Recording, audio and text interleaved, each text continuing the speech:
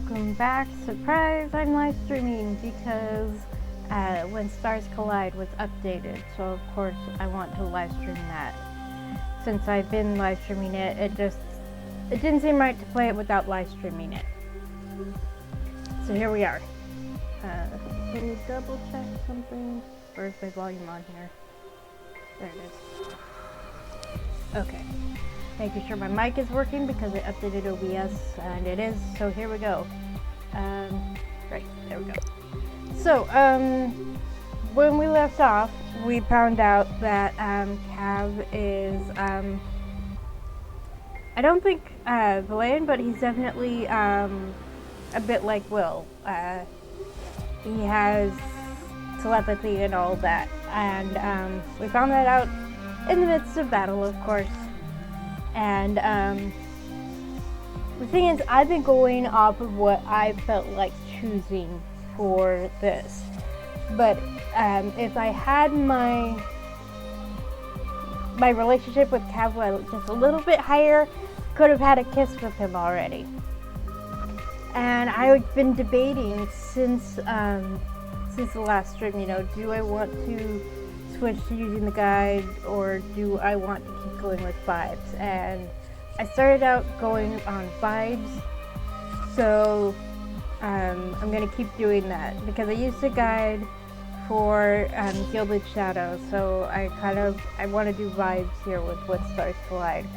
I haven't decided yet with Changeling whether I'm gonna do vibes or a guide. I might do a guide because it seems like with Changeling it seems a little iffy, but with Stars Collide it felt right to just go with what I felt like picking, not necessarily what would give me the most points with my ally. When I do the other routes off stream, I do kind of check which responses give me the most points with the allies, but for the stream I wanted to just go with my gut, basically. So, Cav, no, all the way down here. So, okay, right. There we go. Going to redo that save. So we are on chapter 8. So, chapter 8 and 9 have been added.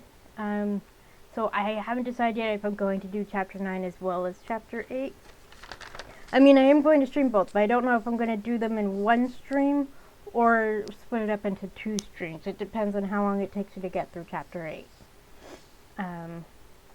Because it does take me, I would have to double check, but it depends on the chapter, honestly. Sometimes it takes me a while, sometimes it doesn't.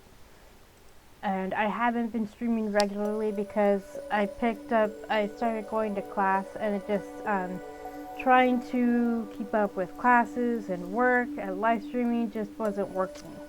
It was too much. So so that's why I decided to take a break from live streaming. Classes finish, of course, in December, and I don't know for sure when I'm going to go back to live streaming. We'll see. So this is chapter 8, Aether Station, and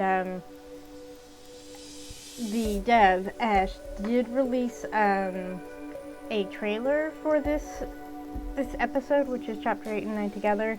And in the trailer we see that Cav has a new hairstyle, so I'm looking forward to that.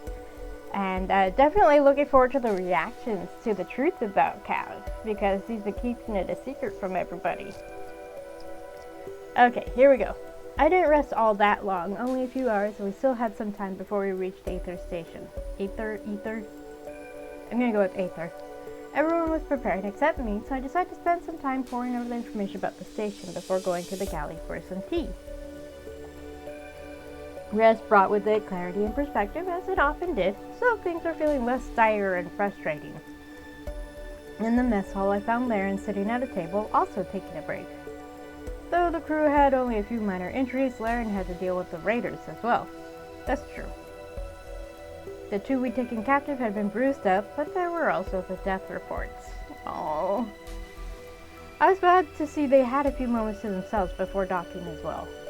They smiled when I entered in search of my tea, but also gave me that look. You know, the one all doctors gave you when they thought their advice was being ignored. Did you get some rest? A little, yes, and I have not been using my hand, don't worry. Head? Better. Wrist?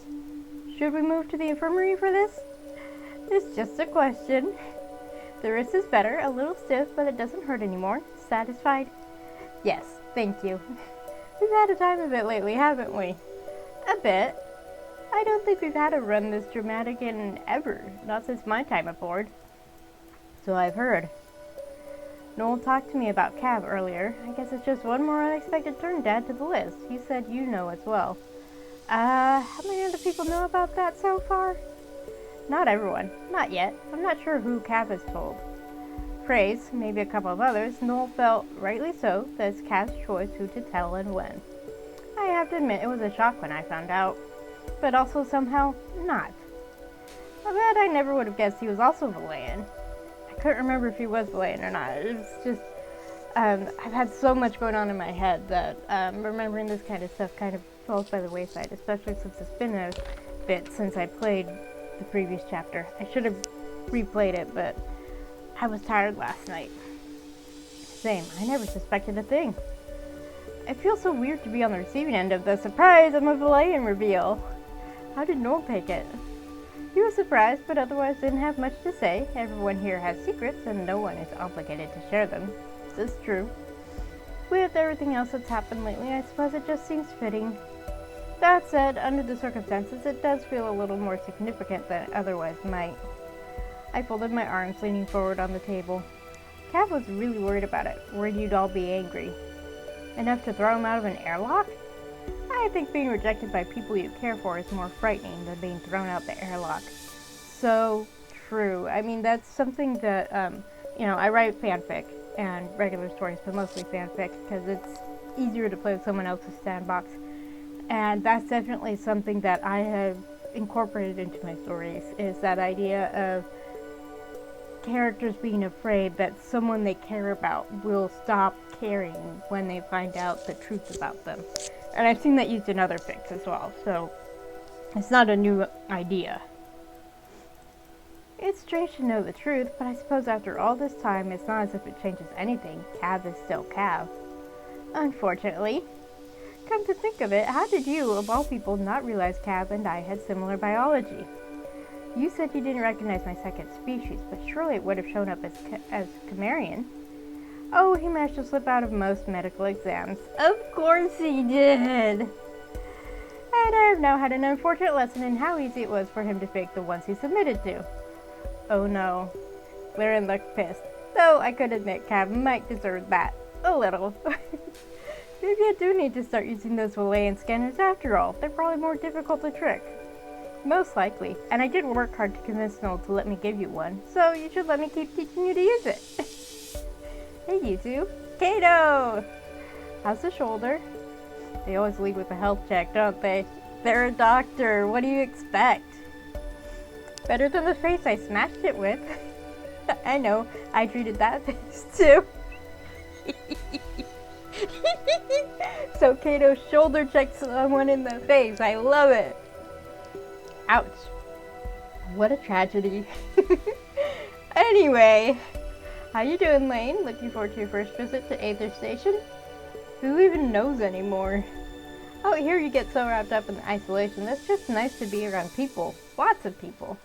I read a little bit about the station earlier. It seems like a quite popular waypoint. Well, there's a Fargate close by, and it's one of the few big stations in this subsector. There's also a large colony on the moon in orbit. It's not quite as easy to land there, but they keep the station in top condition. It makes sense it's a popular stopping point for inbound ships like ours. The information I read also indicated the moon orbits a dead terrestrial world. Alea 5. I almost said V. Though either would work. That place scares the hell out of me. Why? Isn't it just a wasteland? When the station was first built in orbit around Alea's moon, several expeditions were sent to the surface. None of them returned, and no one knows what happened to them. It's standard procedure to stay away now, but a lot of stories go around. Of course. People and their stories. Hey, sometimes the stories are true. I made a face at that. It was a fair point, but I was a little tired of mysterious stories. Anyway, Aether isn't a UC station, which means they don't ask a lot of questions or run detailed scans. It's just sort of neutral territory in a lot of ways. And there's a Sentinel presence there as well, so even if it has its seedy parts, it's generally safe-ish. Safe-ish. How comforting. Though, if there's a Sentinel presence there, why did Noel go out of his way to dump our passengers before we arrived? Like we said, it's neutral ground, which means you never know who you might run into. There could be raider groups there, so we'd rather not catch their eye by openly handing over some of their comrades. Not that raiders are known for their loyalty. Nope. But it's best not to antagonize them. Oof. Yeah, oof. Especially since we'll be there a couple of days. Better to just keep our heads down and blend in. I suppose that made sense. It wasn't like the Ophelia had any unique markings or design elements outwardly, and we could scrabble most internal scans. Of course, raiders had ways of getting around those, but the point was that unless someone went out of their way to identify us, we could probably slip in and out without problems. Famous last words. That means that there's definitely going to be something going on. So I understood not wanting to stand out by hauling in prisoners. Anyway, you know what places like this are. It's like a crowded city. Lots of people and lots of cultures crammed into very close quarters. Since we always stop by on our way in, if we're out this way, Cav will be able to show you around. In any case, I'll breathe easier when we get there. I always start sleeping better too. It's like a sign we're almost home. Actually, I'm surprised you never heard of it before, Wayne. It's been around for over 600 years. I spent most of my time on the other side of the galaxy from here. This is my first time in this region. In that case, you should head up to the bridge. Aether Libris is beautiful from orbit. Asher and Noel bickering all the way to the docking clamps is pretty entertaining too, from what Phrase says. I don't have the patience to listen to it myself, but you seem like you'd enjoy it. I want to debate that, but it does sound funny. I was planning to head up in a bit. Alright, well, I'm off to lock down the armory. Just stopped by because I heard voices. No heavy lifting, Kay. Need a hand? No heavy lifting, Wayne. Yes! Kato and I shared a laugh and she brought Slayer and she just supervised. And then I went up to the bridge to witness the bickering as we neared Aether Station. Watching the approach was odd, but in a way that was already familiar to me. Like arriving back in civilization after a long time away, though it felt like only a few months since the last time I was seen an approach to a populated system like this. I had a feeling that disconnect was going to follow me for a while. The approach to the station, seeing other ships zipping by, the lights on the moon, the huge station hung in empty space, it was all new, but all familiar. And that sense of displacement returned, then faded, then returned. It really is beautiful. Noel looked my way when I murmured that, noticing for the first time that I was standing there. I was told I should come watch because the approach would be pretty. I mean, even Rafe and Uran had come to see it, so that probably said something. It's pretty good, better than a lot of other places out this far, honestly. A few species have invested in the port here, so their planetary militaries help keep a watch on things. That goes a long way towards helping keep it a decent place to stop. Wow, this view sure brings back memories. Feels like it's been a while since we stopped by Aether. Oh my goodness! Look at him! Look at him! He's not hiding his eye anymore. Death! And no implant. I'm sure he still has the arm. See? But he doesn't have that thing on his ear anymore. For a split second, the bridge went silent. Captain! Intruder alert! I think someone else has sneaked aboard! Yes! Oh, come on. All I did was shave. Who the fuck is this guy? Should we take him to the hold? Okay, hilarious. Kaz smirked as he shrugged out of Rafe's grip, and I couldn't help but wonder if Rafe already knew. There's no space was or commentary, so maybe not. But I hoped he did, because the teasing would mean he wasn't mad, and I thought that would be better for Cav. Eager for a tour around the station when we dock? Just so you're aware, I know all the good places. That'll have to wait, unfortunately. I'll be borrowing Lane for a while first. The two of you will have to meet up later.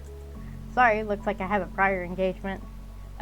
breaking my heart again already. And after I got pretty and everything.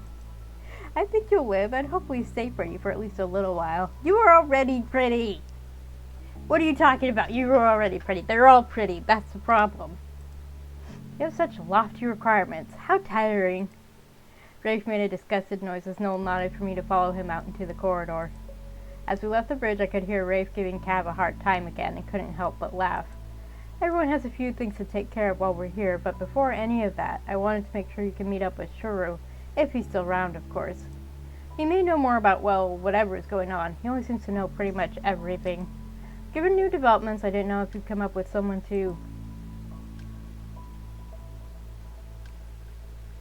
Oh boy. Oh boy, oh boy, oh boy.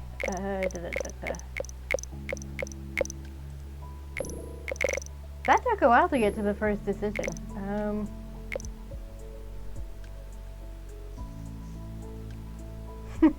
I like this. Still trying to get rid of me?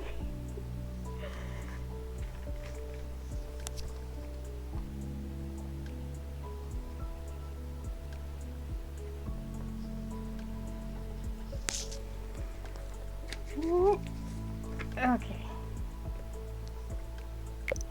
You know, it can't help me contact the one person I need to. Maybe a good information source, but it can't help me contact the one person I'd like to contact. Because I have a feeling my father would have some answers for me, but that's impossible. Yeah, that one might be a little beyond him. It's probably for the best anyway, because if I see my father again anytime soon, I'm probably just going to punch him. Yes!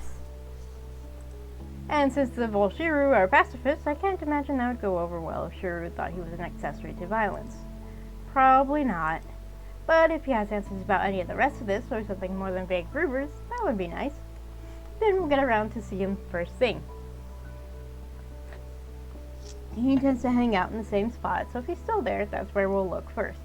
And you'll be meeting up with Cav afterwards, whether we find him or not. So hopefully he's easy to locate. Aether Station was like a lot of deep space stations I'd been in before. Close quarters, low ceilings, full of people from a vast number of worlds and cultures. So, before I continue on, I did do a run where I followed the guide for Cav specifically, because there are some responses that the MC can make that will actually give you points with Cav before you even meet him. So I was just wondering how that would play out. And at one point, Cav asked, you know, how old do you think I am? I don't have any silver hair. And if you pick the silver hair option for the MC, they could be like, my hair has always been silver. You know, they can make a comment about that. So that was funny. Lighting was low to save energy. The air was humid from so many in close quarters. And for the first time since I awakened, I had to take a moment to focus so I could block out the influx of thoughts and emotions. Look at that crowd, all those people. I don't remember if there was any scenes like this in Gilded Shadows where we actually saw like just silhouettes in the background, or if we just saw the background of no people. I would have to play the game again. Such a hardship. So painful. I was replaying through several of the routes. I think I was replaying the routes in the order that I did them, but I kind of got distracted by other stuff. I need to get back to that. There were so many people, without a little more effort to block them out, I'd have been bombarded.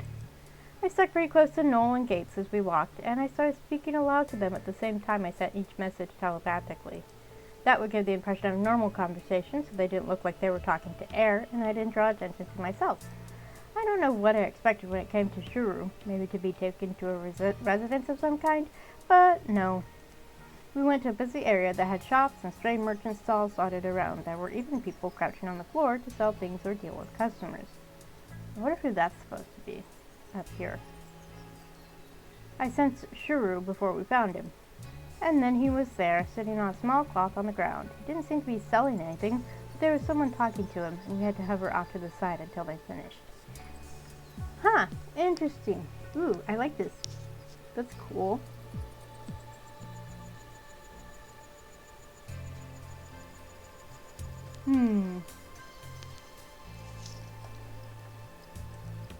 So maybe he was selling information. Noel hadn't indicated that was the case, but it made sense. Bolshiru were an interesting species. They were shapeshifters, at least partially. They could alter their body appearance somewhat, but also had the ability to alter the perceptions others had of them. Even I wasn't immune to it. That was why I sensed him before we saw him, despite trying to block everyone out. I had met a Bolshiru one time. There were so few of them roaming around that most people wouldn't even realize they'd met one. Shuru appeared humanoid, probably the easiest form to maintain here. The one I'd met before looked quite different. As soon as he was alone again, Noel approached and he broke into a wide smile, motioning us closer. Romero, it's been a while. I don't know why I said it that way. Shuru, good to see you. Shuru stood and embraced Noel, touching their foreheads together before nodding to Gates, taking his hand for a moment. I'm pleased to see you've made it back in. There's a great deal happening now, and things are becoming more dangerous through the inflows. I was worried when I got news you'd come out this way again. I wonder how he heard that. Yeah, we had a pretty close call on our way in, actually. I'm grateful it's not more than that. I look forward to your visits every time, brief as they may be. How is the crew? Is your virtuoso still giving you trouble at every turn? They laughed together as they caught up, but I watched them with curiosity. It was strange seeing Shuru be so friendly with Noel. It was like watching people who had an older connection than just the few years Noel could have known him. It wasn't just friendliness, really. It was like they were tangled in a way. Asia? I didn't know if the Bolshiru had such a concept in their culture, but that's how it felt to me. Bolshiru didn't like other races much, but to see him greet Noel so warmly. Yeah, I mean, pressing foreheads together, that's definitely more intimate than I expected. And of course, he just shook Gates' hand, so there we go. Huh. Anyway, I'm glad to see you're still here, same as ever. I always have been. You always say that. And your companion, you acquired a new crewmate out in the depths? Yeah, this is Lane Nymera.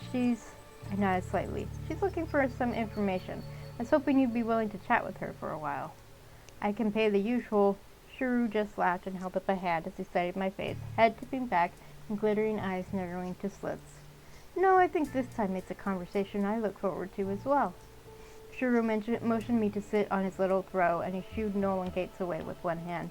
I glanced back as they hesitantly left me there, but after a moment they turned and disappeared into the crowd. So, Lane Nymera, what's the story of a lone Valayan joining the crew of a small ship in deep space? So he already knows. Huh! That is interesting.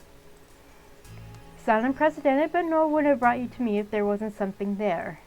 I shouldn't have been surprised he recognized me as easily as I'd recognized him. Well, to be straight to the point, I've been in stasis for 500 years, and I'm very out of the loop on everything happening right now. Noel and his crew found my stasis cube and made a vague gesture, not wanting to explain it all. I had nowhere else to go. My father was the one that placed me in stasis, but I don't know why. Clearly, though, he wanted me here, or at least that's my assumption. He had some purpose for doing it anyway. So it seems. I wanted to know if you're aware of anything to do with Valayans. Any news. There are a lot of rumors out in the depths, as you know. Lyspheus circled Starway, Antantes, and Keys. I'm pretty sure the close call Noel mentioned was because of me. The Raiders may be working with someone else, maybe the Nexus Guild. I have to know if people are looking for me or just Valayans in general. Something is going on, and I need to know what it is so I can stay the hell away from it. I knew I'd hear an interesting story if I helped you out. He rubbed his chin, lost in thought for a moment. I can tell you about some of what may be happening, some of it's conjecture, some of it, shall we say, informed hypothesis. Anything you can tell me about what's going on, I'd appreciate. Whether people are looking for you specifically, Lady Nymera, I can't say. But Valayans have been rising to the forefront of things once more. It's not yet to the point that everyone is aware of it, but it's been going on for some time. That is interesting, huh?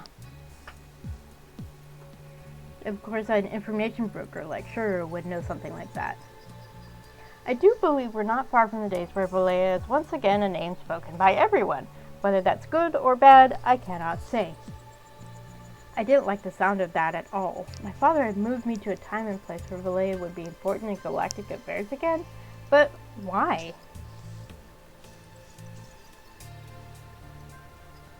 Okay. Do you know what's happening exactly? Is the homeworld making some kind of move? I've heard that Valayans are on the move again. Not the homeworld, Valayan space has remained locked tight since the last accident wound down 500 years ago. That giant still slumbers. But there are groups on the outside that are moving once more, all with different goals. Here is what I know with reasonable certainty. Some wayward Valayans have been seeking a way back into Valayan space for quite a while. Not the usual Cyrillin, though. They were shut out long ago. This new group, I'm not certain who they are. I know they've clashed with another sect known as the Entente on multiple occasions. I know that name. We were warned to watch out for them, that they're dangerous. Why are they clashing with Valayan wanderers? I believe their goal was once to unlock the Valayan homeworld themselves, to access the great stores of knowledge that reside there. But that goal appears to have shifted of late. Now their focus is the Starway, as you've called it. It has lurked in rumors and discussions for decades, longer even. But more so in recent times, and in the past 6 months, it has become a far more prominent point of discussion. What is this Starway? It's a vast structure, a network of artificial wormholes and gates into them spanning the entire galaxy, or most of it. And multiple groups are suddenly searching for it? Searching for it, its control center, its gates, its point of origin, the key needed to unlock or activate it, anything relating to those things. So that kind of reminds me of Gilded Shadows a little, and them searching for the planetary AI. Though that was only prominent in a couple of the routes. It wasn't in Ruben's route. That didn't come up. We were helping Ruben with the case on his route, but definitely, at least in Magnus and Lance's route, that came up. And I don't know if there were other routes where it was a thing, but I know for sure Magnus and Lance's routes, the planetary AI became really important. Any knowledge about it at all? Except, of course, instead of it being a planetary AI, it's a thing for the whole galaxy. So it's expanded scope, and it's not quite the same thing as a planetary AI. This is like a way to travel around the galaxy super quick. Kind of like the Mass Effect release in Mass Effect. I need to get back to that too. That would definitely make the guild's involvement make sense. Something like that would be of great interest to them. But is it real? Oh yes, I've known of it since long ago, but it fell out of common knowledge for quite some time since it was never activated. They'd actually found evidence of it? And then the first of the network beacons and gates were found almost 75 years ago by the UCW. Since then, dozens more gate obelisks and a handful of other beacons have been located. The structures are ancient, they are difficult to find, and they are of Valayan origin. And of course they are, because why wouldn't they be? You were unaware of it? I don't know everything Valayans got up to before I was born. I see. Well, as of now, it's unknown if the gate system is complete, but the guilds have been searching for the origin and activation point for decades. Only recently has this become more public knowledge. So the guilds are looking for the Starway. The Entente wants to get to it first so they can control it, and Valayans are trying to protect it from both. As far as the Entente, I'm not sure if I'm actually pronouncing it correctly, because it kind of sounds French. So, but if it's French, you wouldn't pronounce the E at the end. It would just be Entente, but Entente just sounds better to me. Is that right? I believe that is a reasonable hypothesis, but I can't say for sure what the motivations of the Entente truly are. It does seem they have shifted their sights away from the Valayan homeworld to the Starway. Whether to control or protect, I'm unsure. They have clashed with guild ships more and more of late, this I know. So, a race to find an ancient Valayan megastructure and any information relating to it, but targeting a ship just because it may have found some Valayan items still seemed desperate. Especially for the guild, since they could have used other methods to find out what the Ophelia had found. If we assume that our run-in with the raiders has something to do with all this, what would they have been hoping to find on our ship? For the last few decades, the UCW and Entente have been racing to find beacon after beacon before the other, with the control center as their ultimate goal. Their holy grail, you might say. Actually, I don't think the developer has played Mass Effect, but in Mass Effect Andromeda, it's kind of a condensed version of that story. And I just bumped my elbow. Oh, funny bone. Eek, that hurts.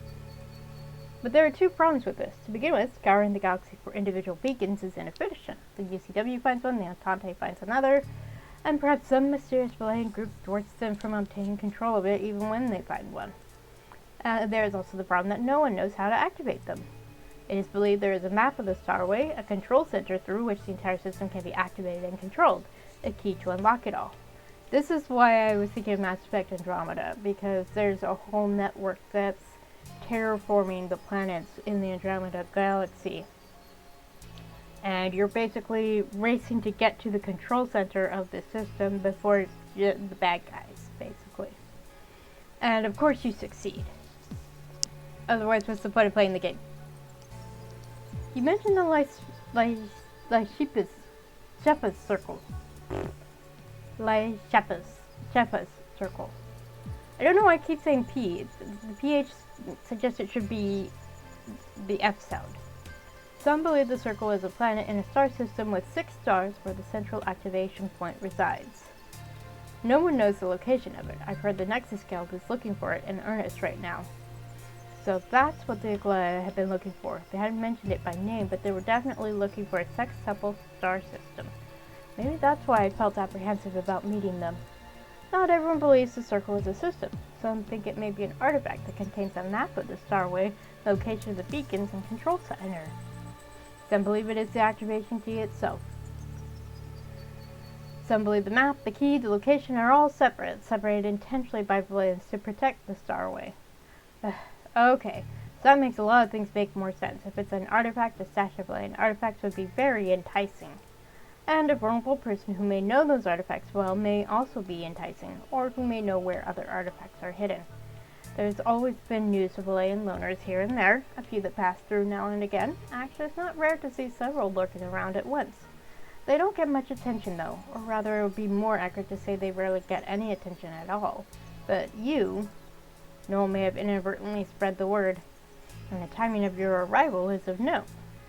Because people are looking for the Starway artifact right as I got pulled out of a strange place with a whole trove of interesting Valayan technology.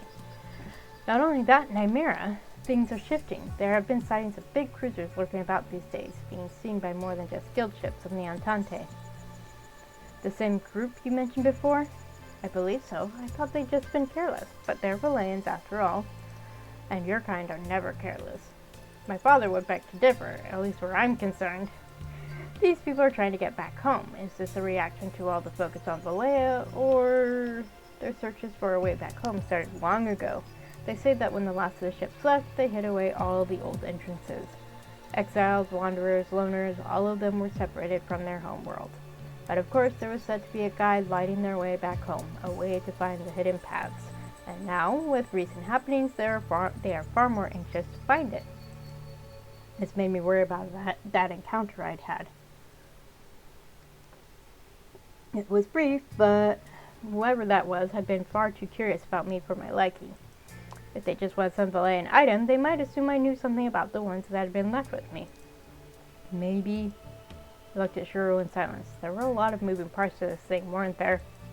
If some people aren't so sure this Shepherd's circle is a place rather than an artifact, it's possible the guild just wanted to get their hands on our cargo before anyone else. And they may have assumed I might know something, though they'd be wrong. Either way, it sounds like it was just opportunistic on their part. I see. But that's not the only incident you're worried about, is it? Well, it's just a part of it all, I suppose. Who was your father, Nymera? Someone important on the Valayan homeworld?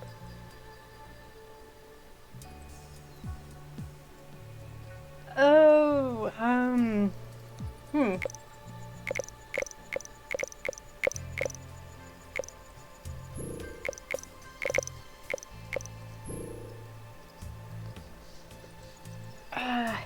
I have no idea what to pick. Where are my dice? There we go. There. Come on. What the heck?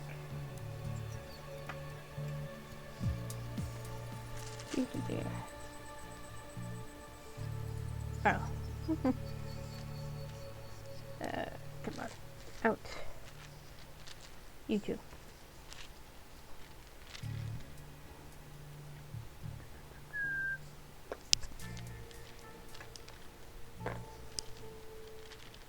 Doo-doo.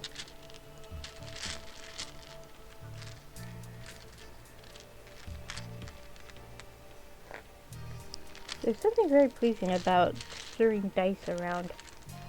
I like the sound they make, the clicky clack sound. And my cat apparently likes them too, because I got a dice while I was at the Renaissance Pleasure Fair with a friend, and I was trying to take a picture of everything that I got while I was there, and my cat came along and kept trying to play with the dice. There we go. Okay. You go in there. Yes, there you go. Okay, so I have a D4. A four-sided dice, for people who don't know. 1, 2, 3, 4. 1. A general in the fleet.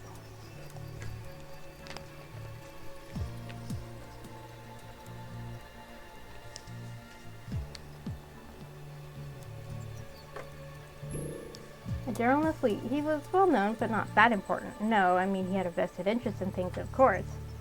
Well known in what way? Well, at least by his telling of it, he was the one who pushed for the homeworld to get involved in the Vim Aradio. He pushed for a long time. And then he led the fleet against the Nostrana. His parents were also involved in government, I believe.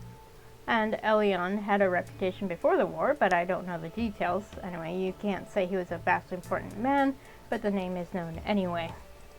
His people were very important to him, and he always wanted me to be more involved with factions on the homeworld. I know it bothered him that I chose to remain a loner. I don't know why. He used to be a wanderer as well. That's how I met my mother. I don't know why it surprised him I took a similar path. Anyway, it's not as if he was the chief minister or something, though I suppose you could say he was famous, if not important per se. He must have wanted you in this part of the galactic timeline for a reason. I just can't work out what that reason is, and I don't want anything to do with it. He must have known that too, I assume. He left nothing for you? No messages? He left me a message, I think, but I'm hesitant to listen. Clear words from the one who put you in this position might tie you to a specific path instead of allowing you the freedom to choose. Yeah, something like that. My father has always been remarkably good at tying me down when he wants. Perhaps not. I imagine the factor here now is because he struggled with it. Well, he'd probably agree with you. He does like to play victim after all. The question was, what in the world could he be trying to tie me up in now? Helping Valayans reclaim their place in the galaxy? That didn't seem like him. He had once thought they should continue to guide others from the shadows, but then had taken on the mentality of the isolationist. I suppose he could have changed again at some point. Even if that's what he wanted, how was I even supposed to do that? I was nobody, just a random learner who wasn't even raised there. If I had additional information to tell you, perhaps it would be more helpful. No, you've at least confirmed some suspicions and given me some new information. In any case, it was always going to be up to me to figure out how best to avoid all this. Or how to ride whatever tide comes for you, Nymera. You cannot always avoid it. The problem is that whatever comes for me comes for the crew of the Ophelia, too. Then they must find a way to ride it out as well, or escape with you. Or I could leave, to avoid dragging them in. Perhaps, but I believe they're already entangled. Your leaving them may not be enough anymore. That could also be true, especially if I left, only for them to try to find me. I also just didn't want to leave. Not really. Not even if I had no other choice. I didn't want to walk away from them. From Cav. I'm sure you'll find a way. If you weren't good at wriggling away from things, I'm sure your father would never have gone to such extremes to force your hand. That's probably true. How interesting. I am glad Noel brought you by. Thank you for sharing what you know. I was wondering what a Bolshiro is even doing in a place like this. I was surprised when Noel mentioned it. I am here because I am. I suppose we all are, after all. Nymera, be careful. This is a place where many people can go unnoticed, but maybe you won't be this time. I said it before, but it's not uncommon for there to be more than one of you here at once. There's another Valayan aboard? You're hiding yourself reasonably well for the moment, but that one is old. It may not be enough. I don't think they'll cause problems for you, though. Valayans rarely do, but I'm not up for an encounter with some old geezer. Thanks for the warning. I'll keep my head down. Good, because if they are here, there may be others too. Others I'm not aware of. And Nymeria, stop back by if you ever pass through again. I'll be here. Of course, I'd be happy to. And the conversation was over like that. No long goodbyes or anything. I stood a step away and another person took my place, leaning forward with a low and eager voice. I didn't know that I'd learned anything specific, but getting confirmation I needed to be careful was enough. Sometimes just knowing that much was important. And now I knew for sure. Finally, I realized Noel was lurking nearby, pretending he was looking at a vendor's shop. Gates was nowhere to be seen, but Noel had worried and stayed nearby. That was sweet in a way. I joined him at the cart, and he made a quick purchase of a beaded bracelet before pulling me a little ways away. Was it okay? More or less. It seems like there may have been developments in the last 6 months that you should catch up on. It doesn't seem to have to do with me specifically, not definitely anyway, but I could see why the cargo and I attracted attention. I'm sure my father was hoping the Ophelia would intersect with it all for some reason, and realistically, it has. Now I just have to decide how to sidestep it. Look, Lane, I said it before and I want to reiterate, you are one person in the grand scheme of things. Maybe your father wanted you to get tangled in all this, but you don't have to go looking for it. I really want that to be true. So do I. And it looks like your tour guide is here. Yeah, I can sense him back there watching. The fact that I could sense him now made me smile somehow. Yee! Yee! He's not blocking Will anymore!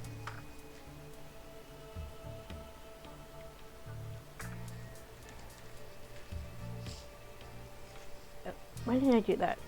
I'm fine. There.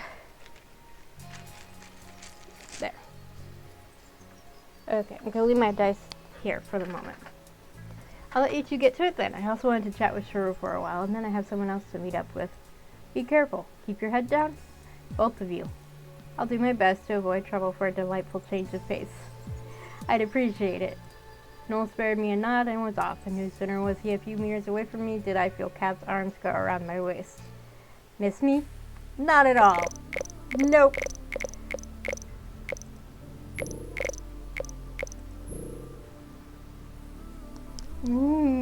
Closer look here.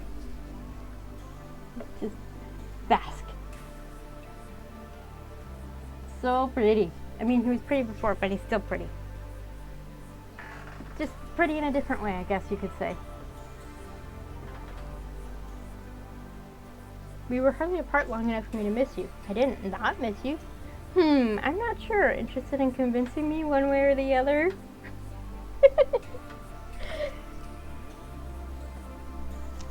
I don't know.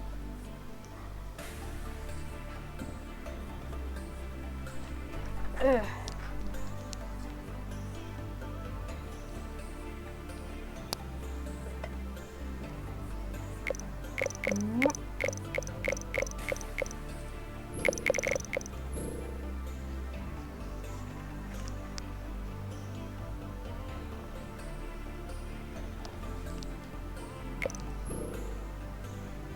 I'm not sure. Interested in convincing me one way or the other?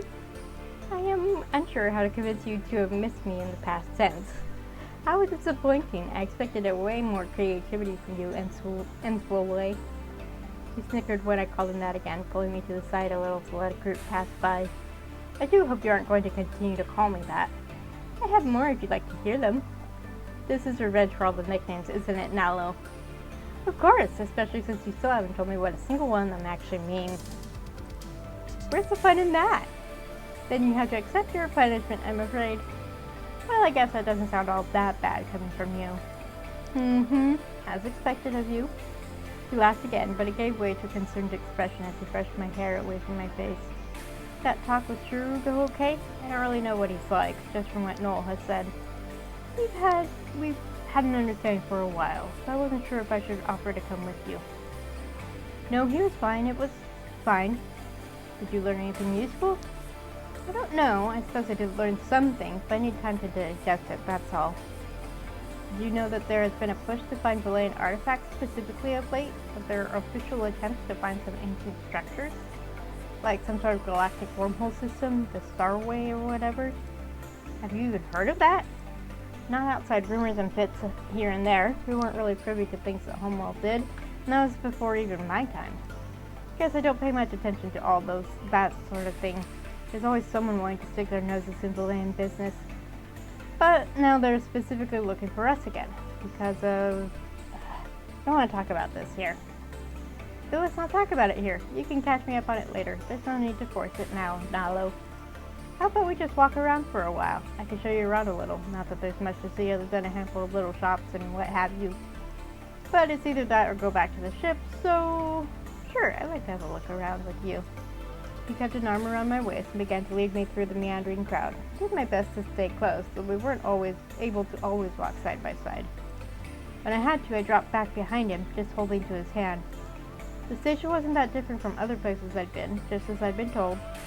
It was like a self-contained city, full of people packed in a closed-in space.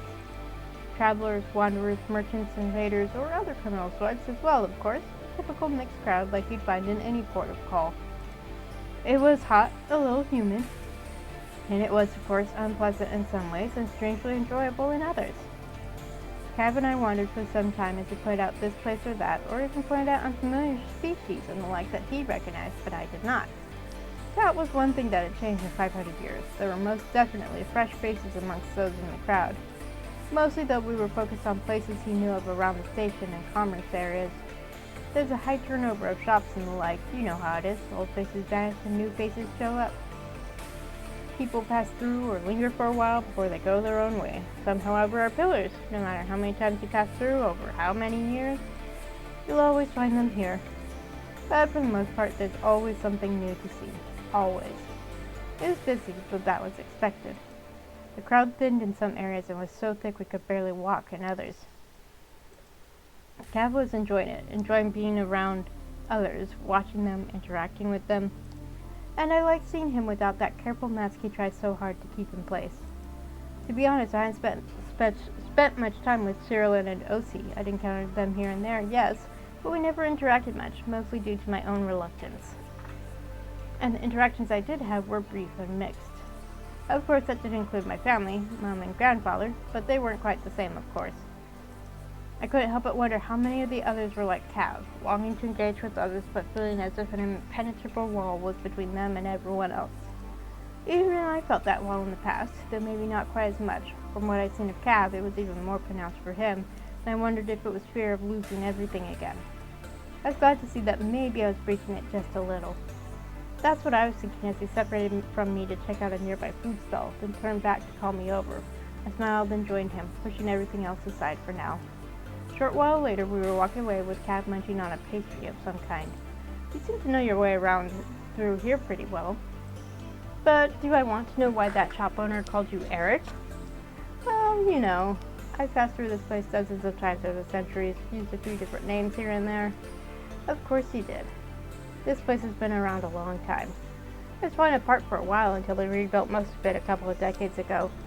Went through several phases too. There was a time no one with half a brain would come here unless they were more than half on the shady side. It's a lot better now though. It would be nice if it stayed this way for a while. Places like this are always better when they are a melange of cultures and species engaging, exchanging and interacting peacefully. You can just enjoy that combination without worrying too much about getting robbed senseless while you're here.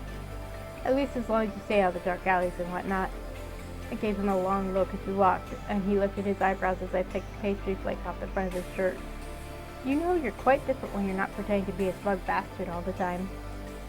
Excuse me, I am a smug bastard. Nothing about that is a pretense. Sure, the moment you drop all those self-imposed walls, just how much of a lie that is becomes exceptionally apparent.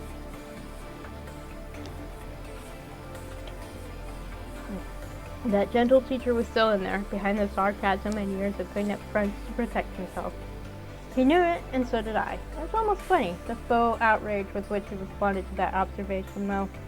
For what it's worth, while I still find the smug bastard pretty funny, I like this version of you, too. Both of them are mean, Nalo, these days anyway. And we have to have a discussion about these nicknames. What language even is that? Nearish? Oh, not Camarian? Well, considering Camaria isn't even a real place, Dad seems to think it is, and he's the sort to look it up. Well, yeah, I mean, I'm not going to make up a fake planet if there's not enough evidence to back up the claim. How in the world did you pull that off? Just took a bit of hacking into the UC Planetary database, that's all. You made a false entry in the UC Planetary database? How in the world? Please, that was child's play at best. If you're going to create a fake identity, you have to do it well. That's my motto. That's a very odd motto to have, I must say.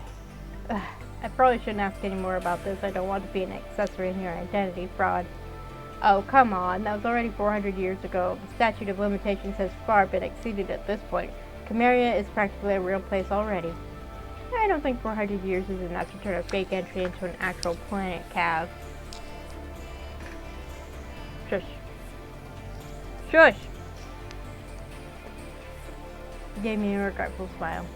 Well, I based the details off Losis anyway. I just changed the name and location, that's all.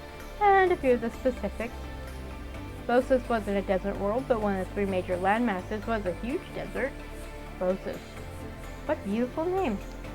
Wouldn't ask more about it, but I think Cab and I sensed the intruder at the exact same moment. We both stopped walking and glanced back, then at each other as we each realized it wasn't just us. He took my arm, laying down as we started walking again. Just ignore them and maybe they'll go away. What the hell is going on right now? People are ramping up searches for Valayan artifacts, trying to find and fight over some galactic superhighway. People are searching for Valayans. And now random Valayans are coming out of the woodworks and stumbling right into my path? I have never encountered more than one Valayan at a time outside of when I was literally living on the home world. Much less found one working on a ship where I got a job. And now this. Cat was keeping an eye, figuratively speaking, on the Valayan presence behind us while we walked. Didn't that fool Shiro give you some hints? Well, he did, but the idea that Valayans are stirring again, trying to get home, while others are starting to get more interested in one of their old projects, and the fact that it somehow may involve me, is incredibly annoying. If it involves you, how? How should I know? Her conversation wasn't that useful. With a slight roll of his eyes, Cat pulled me off the main path so he wouldn't hold up traffic as he turned around to confront the person behind us. Listen, pal, stalking is a pretty unpleasant hobby. The Valayan was standing less than 2 meters away, face concealed and looking comically mysterious. I was just curious. I didn't expect to find one of Elion's kids lurking around, but when I sensed you recently, I knew it had to be the younger one being that careless. I bristled at the mention of my father, and at being called careless, though that part was true, but not more careless than Kiri, of all people. Okay, actually I suspect that's true too. But that just irritated me even more. Who the hell are you? They shrugged. No one in particular, an old friend of your father. I didn't expect you to be so standoffish. If you think I'm annoying, you should meet the brother you believe is less careless than me. I have. He's far more congenial, and despite his personality, is certainly much more careful. I didn't really consider myself a violent person in the slightest, but there was nothing that could provoke me faster than my father's people. And I don't know if I looked ready to close the distance between me and this person and thrall them in full view of the crowd or what, but Cat put an arm in front of me, blocking me from doing it even if I wanted to. Did you want something other than the entertainment of getting under someone's skin? Not really. I just thought I might see something interesting, that's all. If she's going to be that sloppy with her abilities, I would expect you of all people to rein her in, Adele Tiane. Tiane? A variant word for a highly esteemed teacher, guide, or someone viewed as exceptionally wise and knowledgeable. It's an exceptionally respectful term reserved for those deserving of highest honors. Ooh. It wasn't that uncommon to meet stray Valayans who either knew something about you from their journey through the past or who were able to quickly pick up those details as they spoke to you. But this person gave the impression that they knew who we were from more than just a casual peek into the past. I didn't realize that Cab was angry until I glanced his way, astonished by how well he still managed to control his thoughts, even without that suppressor. I see you still have that famous temper when someone insults one of your students. Don't be stupid, you know full well she's not my student. The world faded to fractures as we all three shifted into the Anam without warning. It was Cab who did it this time, so I didn't protest. I don't think we want to draw attention to ourselves by getting into a fight here, but you were a few seconds from seeing my famous temper firsthand. Oh my, it'll be a struggle if her guide is as volatile as she is. I'm not her guide either. Regardless, you know that you should rein her in. I'm just a lone Cyrilin, but if the others find you, what she's carrying...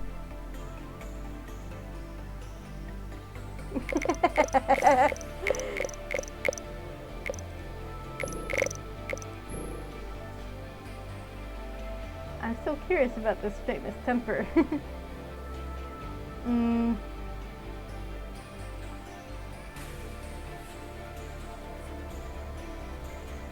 This one.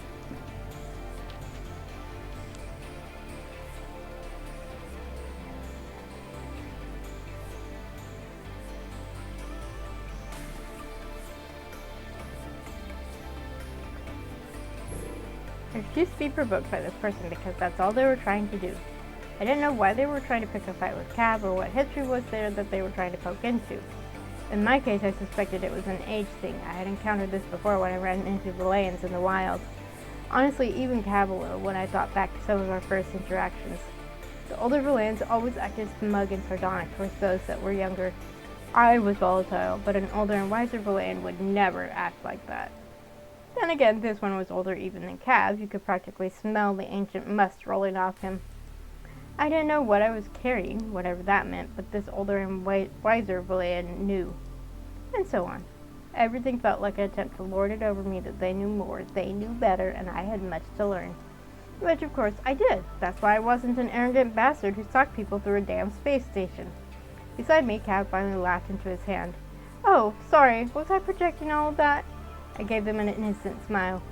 I guess I do have much to learn after all. Whew, glad we figured that one out. Thanks for stopping by. As expected, I suppose. I've seen what I came to see. Change is coming, little one. I hope you weather it well. Without another word, they shifted out of the thought space and walked away, waving without looking back as they disappeared into the crowd. You really do find trouble wherever you go, don't you? Trouble found me this time. Thank you very much, Idel Tiain. Please don't. Oh, great and wise sage. Were you really just a teacher back then? I was a very good teacher. You must have been great. You must have been to get that title when you were so young. Ugh. He gave me a sour look I found quite entertaining, but I decided to let that one rest for now. For a moment, we stood in place as the crowd passed us by. How often has that happened to you over the years? Only on very rare occasions. They don't often approach me. Lucky you. It's less about luck and more about them worrying I'm dangerous. Dangerous? You? Should I ask why? Are they afraid your questful taste in lab and inappropriate footwear is going to rub off? Only Laren considers that dangerous. Afraid your terrible nicknaming habit? Only you are afraid of that one. Then what? I don't mind telling you that story, but not out here. It's not a story for this sort of place. Well, I suppose I was going to head back to the ship anyway. That little encounter had dampened my mood considerably. Yeah, same. Does this happen to you a lot, these encounters? Not a lot, but I suppose it's happened from time to time. It doesn't usually make me want to hide as much as this one has. Come on, I doubt they'll show their face again, but still. Yeah. We didn't speak much on our way back to the ship. Both lost in thought about the encounter with that Cyrilin. It wasn't just terrible. It wasn't terrible, just a little ominous. Hang on. Ostrich, that's what I was looking for. Nope.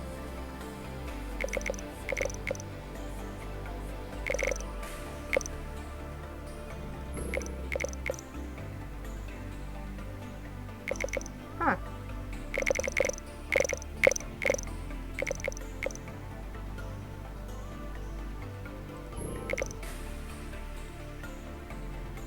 Here we go. Cyrilin, Valayan wanderers who have left the homeworld and travel the galaxy, watching and sometimes intervening to help others by staying outside of the greater political systems. They sometimes return to the homeworld only to leave again eventually. Most Cyrilin travel in groups that range in size from a few people to large convoys of ships. Okay. What exactly did they think I was carrying? Did they mean physically carrying? There was nothing in the Valayan items, unless my father hid something in my personal belongings. But what? I hadn't even thought to look, honestly. It didn't have to be physical, though, and with Valayans, I would imagine that meant there was a high chance it wasn't. Then again, for all I knew, he was just referring to me carrying animosity towards Valaya. And in fact, that's more likely than a physical item. A memory, knowledge, emotions, bonds, something you couldn't touch.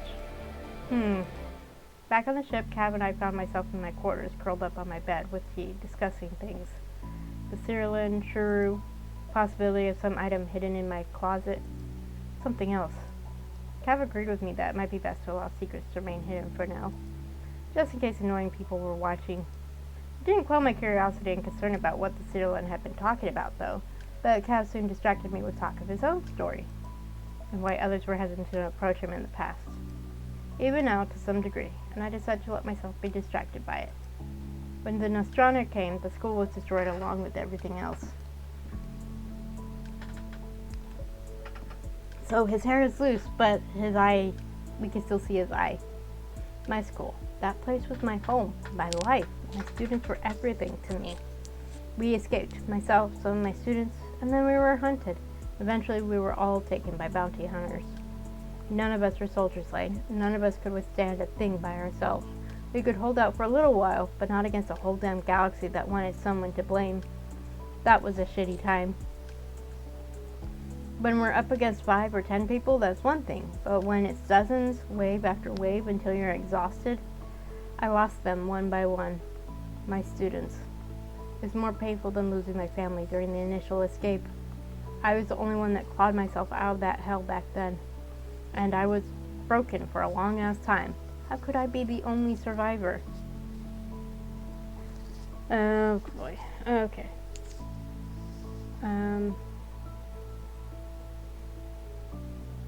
There we go. Got a bot. Not anymore. Bye-bye. How was that fair? I never found the answer to that. You want to know why I ended up here with these idiots? I met Rafe and Asher that day and felt this jolt of recognition so powerful I thought I was going to burst into tears on the spot. That'd have been a hell of an introduction. All I could do was save their asses and follow along behind them, trying to convince myself I was wrong. But I knew I wasn't. I knew I'd found them. His students. Some of them. Damn. In my world, we lived in an idyllic bubble for a long time. It's hard to describe what it's like to go hundreds of years and never experience loss. When you then lose everything without warning, you're so unequipped to cope with that. You probably have heard of the Peacemakers? I don't know what they were called in Iswanian. Yeah, I knew of them. They had been a mere specter by my birth, a clean-up crew of sorts that continued to run up stray Nostrana well after their radio, Valayans who hunted down other Valayans. Despite the name, vengeance was at the core of what they did. And that's where your reputation is from? Well, most of us had poor reputations among other groups. All we were doing was lashing out because we couldn't manage the pain and anger any other way. I was nothing but angry for a long time. Broken things will cut you to ribbons if you try to pick them up. And that's exactly what I was like back then. I had so much rage at the Nostrana, the homeworld, the universe, we all did. But my anger was especially vicious. But then the anger cooled after however many decades, and there was nothing left in its place but emptiness. A few centuries will dull all of that too, I guess, but it's not like you ever really forget. Yeah, from a gentle teacher to a rage-filled bounty hunter, to an eccentric errand boy on a tiny ship sailing through the depths. Too afraid to let himself open up to these people and too attached to them to go anywhere else. What an agonizing journey.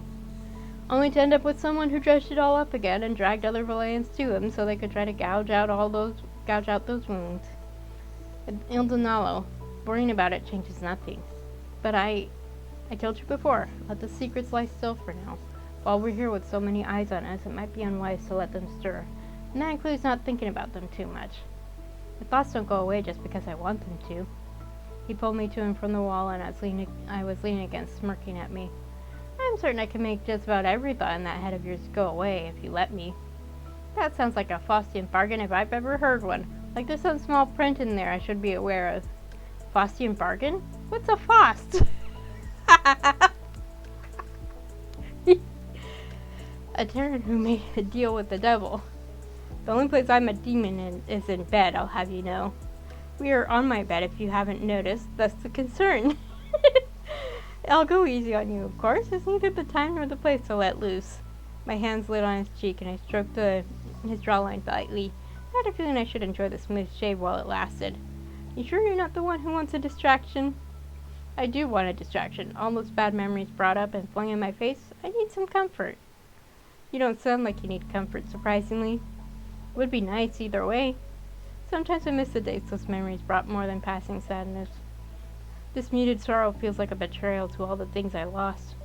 I leaned in and pressed a soft kiss to his lips. I knew that exact feeling.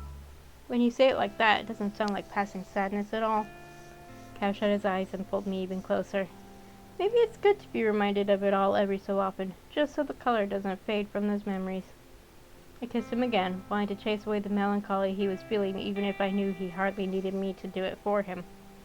Cav sighed against my mouth. We didn't let our minds bleed into one another right away, both of us wanting to focus on the fragile warmth by itself for a moment. His lips moved against mine, soft and yearning as the slow kisses grew more heated. And then the full force of his emotions began to flow in. I had been semi-romantic with one Villain in the past, though the relationship with them never progressed too far. Well, I knew what I was in for to some degree. But things had never been particularly serious, and the emotions from back then lacked the depth Cav and I already had with one another. The intensity was unexpected, but also not unpleasant. I was happy to just be against him, feeling his emotions washing over me, his body heat seeping into me, and mine reaching into him. Pressed closer, slipping my arms under him and to his back, mouth opening as Cav pulled me on top of him. His hands roamed over my hips playfully before sliding up my back. And then his fingers brushed against that sweet spot right above my lower spine where the vertebral began. I let out a hiss of pleasure, body involuntarily tensing in a way that startled us both. A simple touch from someone else was one thing, but this was Cav. When he touched it, there was a spike of his thoughts and feelings that rushed into me, intensifying the sensation. It rocketed through my entire body. It was beyond what I expected, leaving me breathless and blinking down at him in astonishment. Cav pulled away, a sheepish smile on his face. As I caught my breath, having not expected that, we both sat up a little. He tipped his head down, moving my hair out of my face. Sorry about that. Sorry. You know I didn't dislike that. It surprised you, though. Surprises aren't a bad thing. He leaned to press another kiss to my lips as one of his hands found mine. You sure? I gave him a look because we both knew he didn't have to ask that. He laughed a little when that was my only answer. My expression went thoughtful as I looked down at my hand resting on his chest. Cav's vertebral seal was damaged. I had seen the top of the scar before, but lying with my arms around him, it had been even more apparent. Though they were, in many ways, just a side effect of our natural abilities, they had also become a way to share intimacy, to be close to another and experience thoughts on a deeper level.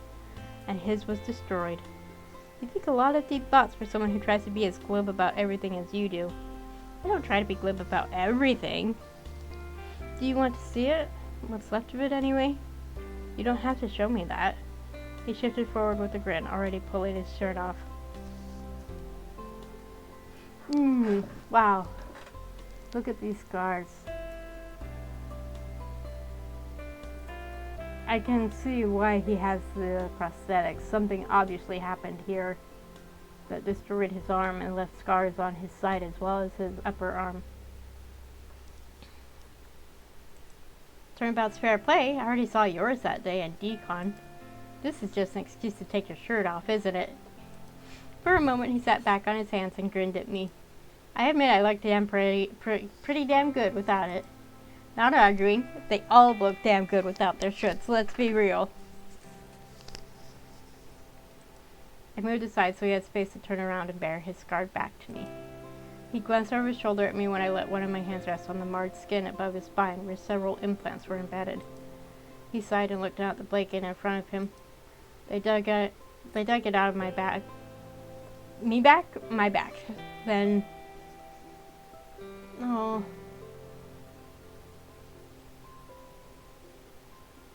Damn. That must have hurt so bad. I mean, even for humans, the spine is very sensitive. I can't imagine how it must have felt for a Valayan, where it's even more sensitive. Because they were angry and we were a convenient outlet wasn't the worst thing they could have done, I guess. My fingers traveled over the cybernetics, which appeared to follow the curve of his spine. Cab leaned forward, resting his arms on his legs. Later, I had to get parts of my spine replaced just to relieve the lingering pain. You can see traces of it, too. These little bits here.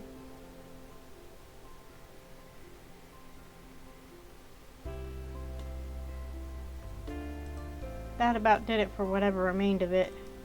I could still see parts of it, faintly. I let two fingers trace over a small ribbon of glowing light, an arabesque that swirled up to just below his shoulder blade. Cav let out a soft breath, head dropping down as I caressed a faint pattern just below the scarred tissue. I could feel his thoughts swirling below the surface. Damaged, yes. Scarred, yes. But not destroyed. Damaged. I started, not realizing I transmitted that. You're not wrong. And when everything you are gets shattered, you can only rebuild yourself from the scraps. Where you end up as depends on what pieces you manage to scrounge up out of the trash.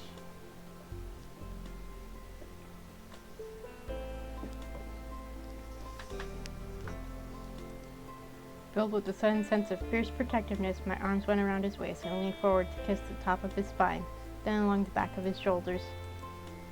That's all any of us are, Cav. Bits of broken pieces wrapped together and tied up with the soul. I pressed my mouth to the remnants of those bowing walls. Another soft groan escaped him as his hands covered mine. No matter how much other people tried to act like we were more than what we were, that we were powerful, superior, dangerous, or scary, we were just people. We could be hurt. We could feel lost, and we still sought comfort in the touch of someone else, because life was hard and we were tossed around the frothing waves of the cosmic sea like everyone else. I leaned forward, gently catching the edge of his earlobe in my teeth. Cav sucked in a sharp breath, then turned to press a fiery kiss to my lips. His hands went to either side of my face as he shifted back around towards me, tongue teasing mine into a game of chase between eager kisses. We fell back on the pillows again, and Cav pulled one of my legs around him as he tasted, teased, relentless, and needing. And everything else faded to the background for a long, long time. He was careful to, as he said, not let loose. Eventually we were lying in each other's arms. His shirt was the only thing that he'd shed. My clothing was rumpled, our hair was tousled, and the heat cooled to pleasant contentedness. And I lay there listening to the sound of his heartbeat until I started to doze off. There was a lot to think about, a lot of thoughts that swirled beneath the drowsiness, mine and even a few of Cav's that had seeped in. I would think about them later, though. For now, I wanted to enjoy this warmth a little longer. The crew had a tradition, apparently. Every time they stopped in at a station to refuel, do minor repairs, and prepare for space dock, they went out together to celebrate a successful return. There was a particular spot they liked on Aether Station, a bar with an attached club that had been a permanent fixture for a long enough time they could count on it always being there. It was one of the less seedy places to have drinks or go dancing, to use Noel's wording, so we all dressed up and went out together.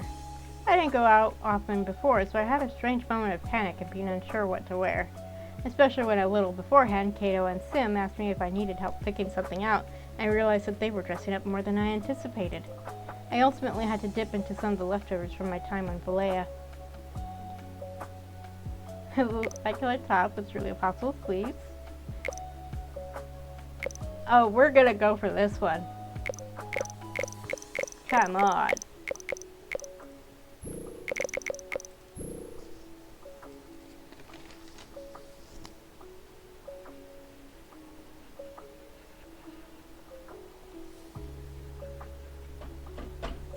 One second.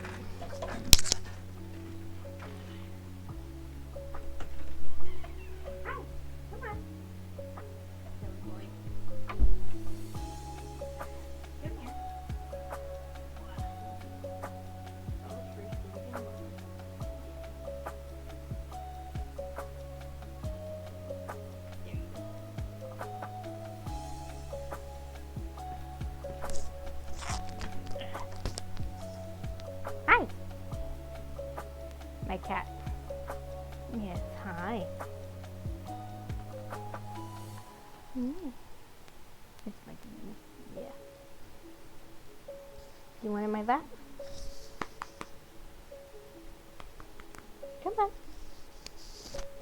Come here. There you go. He's purring. Oh my god, he's purring. He doesn't purr loud. So I have to basically feel his neck or press against his side to know if he's purring or not. Our other two cats purr louder. We can hear them. With my cat, I have to feel it. Are you gonna stay in my lap or are you gonna jump down? What are you gonna do? Getting on my desk was not an option.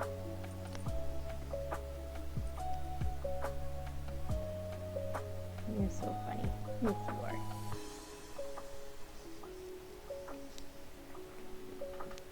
Come on. I ended up choosing a light color top with truly impossible sleeves.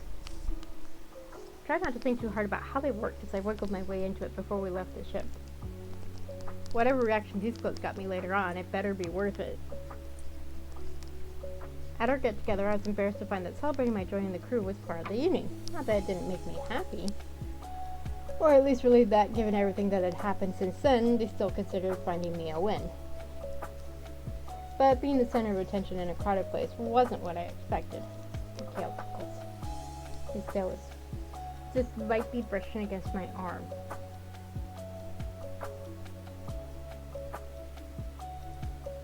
Now what? And there was a playful toast to a certain new relationship that everyone had noticed, along with enough teasing to make even my face start to get warm. Where are you going? Okay, that worked. Cav just grinned through it all. Of course he did. I wasn't surprised it didn't faze him in the slightest. Come on, what's Cav wearing? In any case, what I learned, though I didn't need the lesson, was that finding your special someone in a box is worthy of many jokes.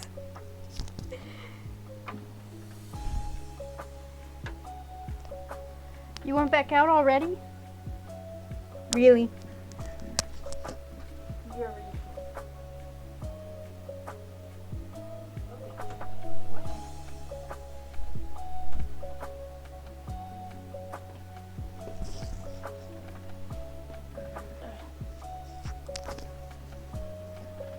Many, perhaps even more than being a space wizard. Space wizard in a box?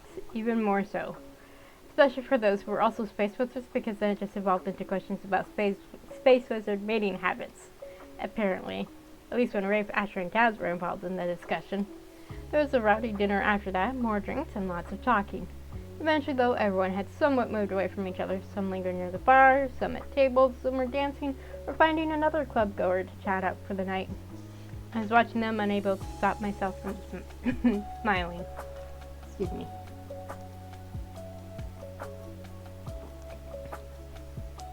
I wasn't surprised when Cav's arm slipped around my waist from behind. He got himself stuck talking to Larry and Fraze earlier, but managed to slip away, it would seem. Oh my goodness. Hello! Nice.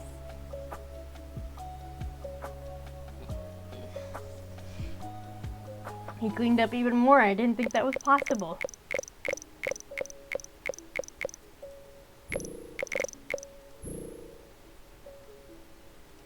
You know you're supposed to be having fun, if that's something you do, not standing here with that look on your face. What look? Oh, one that is far too tense for this kind of environment. I don't mean to be tense. I turned in his arms, resting my arms on his shoulders and letting my fingers toy with his ponytail as I tried my hardest to look less tense. Whatever that meant. One of my hands found its way to his jaw, still pleasantly smooth. I don't mind the scruff, but this is definitely nice as well. I do look pretty damn dashing this way, don't I? He leaned his head down, letting his head rest against mine for a space, and for a moment we were silent. I might have felt a little self-conscious standing there embracing one another in public, but the lighting was low anyway. We were hardly the only ones. No one was paying us any mind. You look great tonight, too. Didn't get to say it earlier with the others making a fuss over us. That top is... His teeth caught his lower lip before he grinned. Well, it looks good on you. The top was Relayan style, back and all. I didn't have a lot of clothes I thought would work for this sort of setting, so I settled on this one. And even though I have to admit I felt a little self-conscious. Thanks. Want to dance? I don't really know how. Why am I not surprised? How are you more of an old man than I am? I'll teach you. I feel like that's something that would be far less humiliating learning in private. Learning is never meant to be humiliating, Ildanalo. And yet, he laughed and pulled me closer, but only a moment longer before pulling me towards the dance floor instead. Hold on, I said I don't dance. Cav just laughed and grinned at me, his one silver eye catching the multicolored lights as he continued towards the dance floor. What of it? And despite my protest, I found myself on the dance floor with him, amused and mortified as he tried to get me to move to the fast-paced music. I will, yes, only Cav could pull off that hair. I was surprised to find that he wasn't a terrible dancer, which made me wonder just how many odd skills he'd picked up over the years. He certainly has had plenty of time to pick up skills, that's for sure. When he finally got me to attend dancing, I felt so very out of my element. I still couldn't help laughing as he grabbed my hands and tried to show me at least some semblance of moves. Honestly, when I dance, I just move to the music. I don't try to follow any set moves. He might have been a good paths guide, but as a dancing instructor, he was sorely lacking. It wasn't as embarrassing as I thought, but still fun. At the very least, he made me laugh so much I didn't think about it too hard. I couldn't bring myself to check if any of the others were watching, though. The crew stayed out pretty late for the most part. Laren and Freys were the first to come find everyone and let us know they were returning to the ship. I also got a gentle reminder that I still needed more rest, something I found hilarious. Laren could never completely turn off their need to be everyone's doctor. A few of the others were still enjoying themselves, though when I decided maybe it was time to return. But it had been a wonderful night with Cav. Not quite a date, given others were there, but still a nice evening together. Dancing aside. The walk back to the hangar could hardly be called romantic, but leaning against him with his arm around me the entire way was still somehow a nice way to end the night, especially after the annoying encounter earlier in the day. There was still a lot weighing on my mind, but this had been refreshing, and all the troubles and stressors could just wait to be dealt with another time. For now, I just wanted to enjoy this quiet moment. The next time I left the ship, I was alone. Cav had some things to take care of in the labs, and I left without him because this time I was on a mission. I wanted to find that Valayan from yesterday and maybe give a talking a go. I could still sense them faintly, so all I had to do was find them. Because after giving it more thought, I decided we really should talk a little more properly this time without me getting too annoyed to listen. The things they had hinted at knowing were weighing on my mind, and I wanted to just chat properly. But I had to find them first. I could look telepathically, but that wide a sweep would mean lowering some of my mental barriers, which I didn't want to do again. Not when I'd already been accused of being careless, given my loner status. So I was going to be looking the old-fashioned way, starting with where I'd seen them yesterday. I made my way down from the docking area and into the station itself. It was crowded, as always. I stopped by Sharu's place, thinking maybe he would have some suggestions of where to look, but he was nowhere in sight. I didn't know if that was because he wasn't always in the same spot or he was taking a day off. But I didn't know where to find him either, so that was a bust. I didn't want to seem too obviously like I was looking for someone, nothing that would catch attention or make me seem suspicious to station security, or that would make me seem like an easy target to anyone looking for one of those either. I stopped at a few kiosks here and there to browse, or pretend I was browsing. And admittedly, at least once, it was just to get a breather from the crowd. I could only take so much being jostled before I wanted to have at least a small bubble of space to myself to breathe. Not that it worked, because even as I stepped away from the main walkway, someone shoved me straight into another patron. Crashed into a tall man with long hair and striking blue eyes that was about to apologize or run, depending on his reaction. He caught and steadied me, looking past me with a curious expression. The person who shoved me vanished without a word. When our eyes met, he put a little distance between us and bowed his head. I apologize, Ashu. The phrase used here is a respectful term that loosely translates to as my guide. I'm sorry. I'm thinking of Robin Hood Men in Tights and Achoo! Bless you! No worries, that's the one who ran into you. A hand went to his chest as he bowed again and then retreated fast without looking back. There was a faint sense of anxiety and surprise that wafted after him, but I wasn't sure if I was the source or not. I watched him go, then eyed the crowd again. Maybe I should look in a quieter place. If I was just lurking on a station being a mysterious wanderer, I sure as hell wouldn't be doing it in this area. Yes, you get me, Will. I wove through the people again, wondering if there was a station map I could access somewhere. That might help me target some specific areas to search. few cast glances my way as I wove between the people and stalls. I was only one person, and most definitely not the strangest one. However, at one point I caught someone staring right at me in a way that made me pause. There was something very deliberate about that stare, and beyond them were two others whispering and also sending furtive glances my way. That could have been anything from a pickpocketing ring to something more insidious, but either way, I took it as an indication I needed to retreat from this area. I kept moving, lowering my mental barriers for incoming information, but still blocking myself from sending anything out, just in case. Initially, I hoped I was being paranoid, but nope, no I was not, because of course I wasn't. I was being followed. I muttered a curse under my breath. I wasn't sure who they were exactly. There was a familiar chaos of a Terran, mind focusing on me, and another species I couldn't pinpoint. I paused at another vendor stall because whoever they were, they probably wouldn't tackle me in full view of other people, but I kept my mind on the figures lurking in the shadows since they weren't certain I was aware of them yet.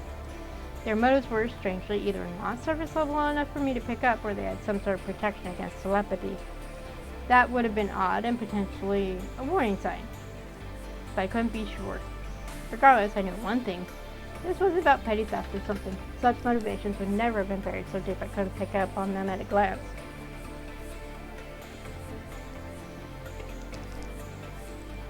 I never thought I'd have to deal with this sort of thing again. Hang on.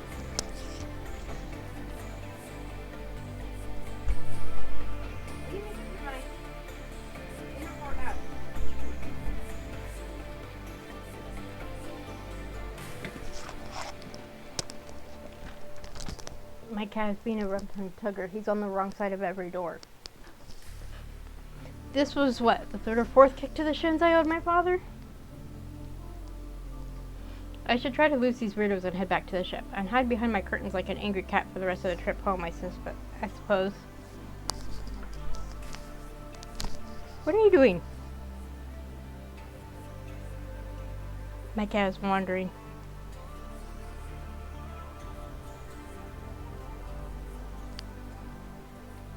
I don't know for sure if these people were aware of which vessel I was with.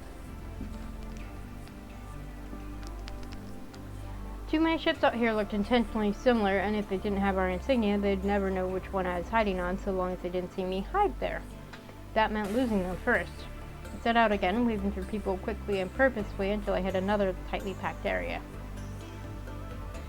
Then I made a break for it, ducking and dodging between the people. I couldn't move too fast with this crowd density, but neither could my pursuers, and I didn't mind looking like a weirdo ducking down to scamper through everyone's legs or under their arms, at least until I slammed into the wrong person while fighting my way to the edge of the crowd. They retaliated with an angry growl through their face masks as they grabbed me and hurled me into a wall. Out of breath and a little panicked, I gave his forehead a telekinetic flick, using that split second when his head jerked back in surprise to squirm away from him and into an alley with fewer people. And that's where I could break into a run, running through several increasingly narrower areas with fewer people. Where are you going? Extending my sight a little behind me, I didn't think I was being pursued anymore. Thank goodness. Stopped for a breather in an empty spot. I'd lost them, and myself of course, but the latter was less of a problem. This is a space station. I could find my way back. Fuck me, I'm out of shape. I really needed to start making use of that workout room on the Ophelia. I hadn't set foot in a single time since waking up. For the time being, I looked around, taking in the area. Definitely shady. Now what? Find my way back without getting shanked, I imagine. That Cyrillian jerk was not worth all this. And who were those pursuers? Raiders again? Someone else this time? Before I could finish thinking, the chain of uncreative expletives that came to mind on all over prickly sensation hit me out of nowhere. There was someone watching me. Again. Not the same people as before, though. This one wanted me to know they were there. Dark figure at the other end of the alley. Terribly cliche. Hey, it's the same person as before. It wasn't the Wanderer, either. If this was something annoying, I'd made up my mind. I was going to find some lonely desert planet and take up my life as a mysterious hermit, keeping my own company and no one else's. Okay, maybe Gabs, if he was willing to be a hermit with me. I decided I didn't want to know who that was lurking over there, so I took several steps back, planning to get back to the crowded areas. Wait! I glanced back, catching the ice blue and feral gleam of glowing eyes under his hood. A chill crawled up my spine. Wow, are hoods just in fashion these days? Yeah, I don't want to, thanks. You don't know me? Nope. His voice was deep and musical, multi-layered in a way that reminded me somewhat of a Valayan voice, but didn't resonate through you in quite the same way. You really are the one. I didn't realize it at first. You were just an interesting light. But now I know why I was drawn to you. You're the key. Ah, I've been found by a lunatic. What a way for this to go. Oh gosh, this is the key that Shuru was talking about before. I don't know what you're talking about, except I had a sinking feeling I did. Also, just be sure here. Who are you? For a split second, the shadow figure went out of focus. I flinched, finding him difficult to look at, though I knew he was coming towards me. And then he was there, directly in front of me, reaching out before I could back away. He pulled the hood down in the same movement, and I blinked with surprise. You're wandering. Are you gonna settle somewhere?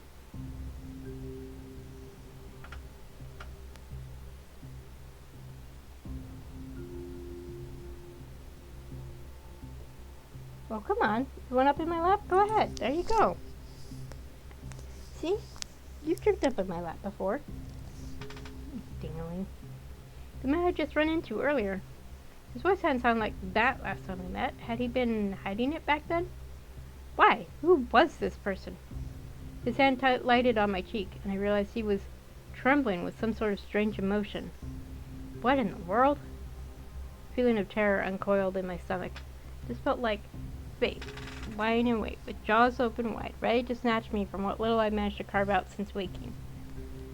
And I did not want it. I gritted my teeth in irritation. These people, why could they not just leave me alone? Oops. Tried to jump to my bed and missed. There you go. I jerked my head back, glaring at him.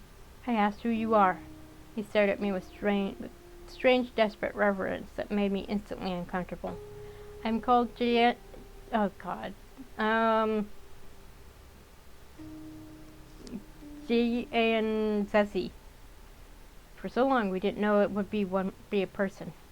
You shine so bright. It was as if the key was left with you just so others would find it. The way he was talking. He gave off a different vibe now, and his voice was different. But I'd met this guy before, hadn't I? Even if I hadn't seen his face back then. Still, though, the key left with me? There's a sinking in the pit of my stomach. All the others are so adept at hiding, but you're not quite like them. I never thought I'd see eyes like this again. Not in person. Jan closed the distance between us again, reaching for me once more as if in a trance. Oh boy, oh boy, oh boy, oh boy. I don't know which one to pick.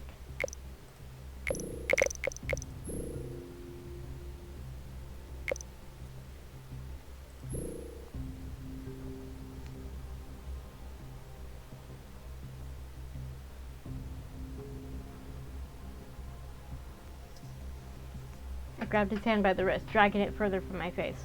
I do not appreciate you touching me. And I reiterate, I do not know what you're talking about. I don't like riddles, and I don't like being stalked. I don't have much to do with my father's people, so either you have the wrong person, or if you don't, you still have the wrong person. If you catch my meaning. I took a step back, glancing over my shoulder. No, you're the one. You've always been the one. Look, I really don't know what you're looking for, this key or whatever, but if it has something to do with the Starway or anything else to do with Valayans, I don't want to be part of it. So you know of the Celestial Web. Sure, that's a new name for it, but it still has something to do with me. This guy. I didn't know who or what he was, but I wasn't sure I could properly go up against him if it was actually a threat. Now, without attracting a lot of attention. There's something...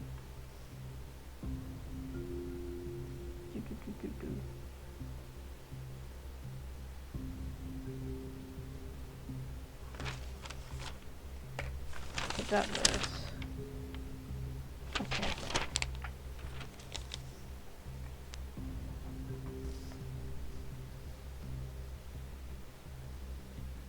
Huh. Okay. So, there was a moment at the end of, I think it was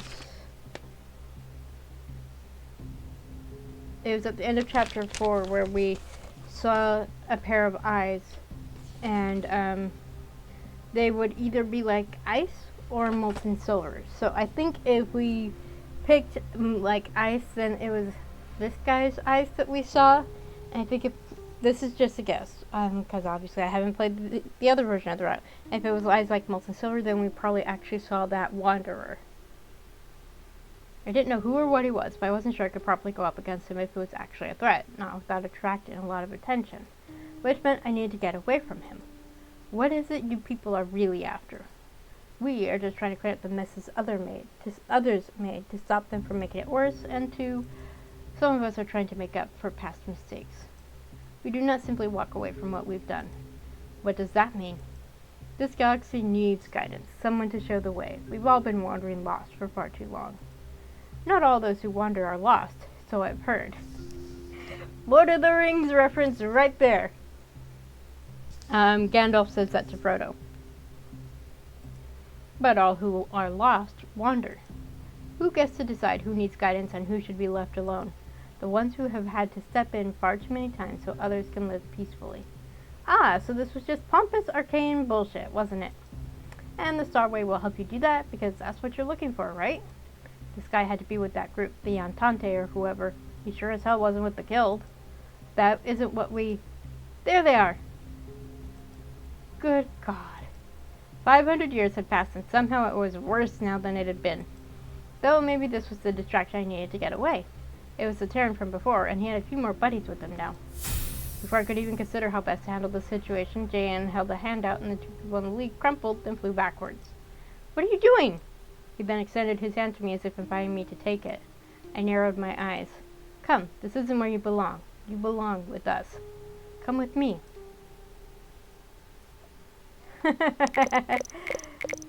Really?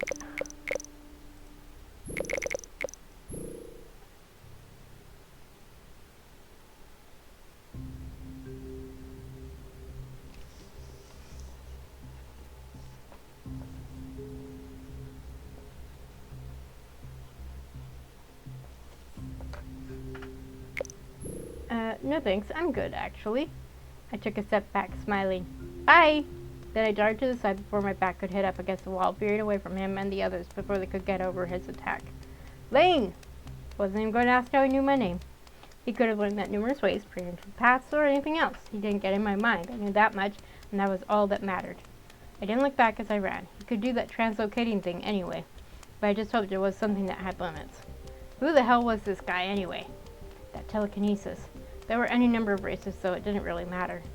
I've already got more than I bargained for looking out for that Valayan. This is why it was better to just pretend I didn't see, to not go looking, to not venture out, to hide, to do my best to make sure no one noticed me and I didn't get involved, because if I tried even a little, this is what I got. Every single time. It would have been nice to flee undramatically, but those two things didn't really go hand in hand most of the time. I knew I might draw attention, but I just needed to get into a more crowded area. If Jan was interested in a much bigger confrontation, he'd had the opportunity to attack me before, but he hadn't. He either hadn't realized at that point that I was who he was looking for, which seemed unlikely at this point, or else he didn't want a public fuss. Though that begged the question why, what mattered was that being in crowded... Though that begged the question why, what mattered was that being in the crowded areas was safer. This time I knew there was someone familiar ahead as I swept into another alley. Grabbed him and pulled him with me a little way as I tried to get out of sight. Cav! Lane, what's... He cut off and glared behind me. I knew Jan had to be there. Stop following me! Ah! Off finding your old friend was trouble again, I see. It found me first! It always seems to. I'd say it's a gift, but honestly it's more like a curse at this point. I wasn't sure what was going to happen next as we all glared at each other. I felt the attack coming before it hit, but I didn't have time to react. Cav was the one who deflected it, as if it barely took any effort. I'd have surely struggled to do the same thing. Perhaps that was why Jan hesitated. Maybe he thought he could take me, but not Cav. Somehow, that pissed me off even more. As I looked between the two of them, I had the distinct feeling that Cav was still the younger of the two, but he still came across as much more adept. Those space god vibes, I guess. Do you really want to do this here? I was going to just leave, and I don't think it's wise for you to pick a fight now. Jan and I had a short standoff, and to my surprise, he backed down first. He turned away, and the others, the Terrans, who were also still following me, he knocked back with a burst of telekinesis. I'll give you time. I don't want to fight you, or... He looked at Cav. Or see your tears. But you're my future, Lady Nightmare. Perhaps everyone's future. I'll be back for you. His form went out of focus and he was gone. Just like that, leaving everything in ruins, just as they always did. Fuck. That ain't gone how I wanted it. None of it. I grabbed Cav's arm. We can't wait for the others to regain consciousness. Come on. Let's get out of here. Cav followed, glancing back once. He didn't ask questions, but I gave him a basic rundown of what happened anyway. When we got to the ship, I told him I needed some space and that I'd talk to Noel about what happened as soon as he returned. I didn't expect Cav to let me sulk off alone, but something was going on when we got back to the ship. He pulled me close to plant a soft kiss on my forehead before he left me in the corridor. I'll find you later. Yeah. After that, I went straight to my quarters alone. Or intended to. I ran to gates on the way there, and my rage only deepened when I learned that the others were already preparing to leave the station early. That's what Noel was taking care of. They were about to recall everyone outside still, right as we got back, so at least the timing there was decent. Gates was the one that had learned there were people on our tail. He thought it was connected to the raider incident from before. I told him I knew, that I'd been approached on the station too. I gave him a brief rundown of that, and that the guy was with the Entente that we'd been warned about. And what he'd been looking for. Key.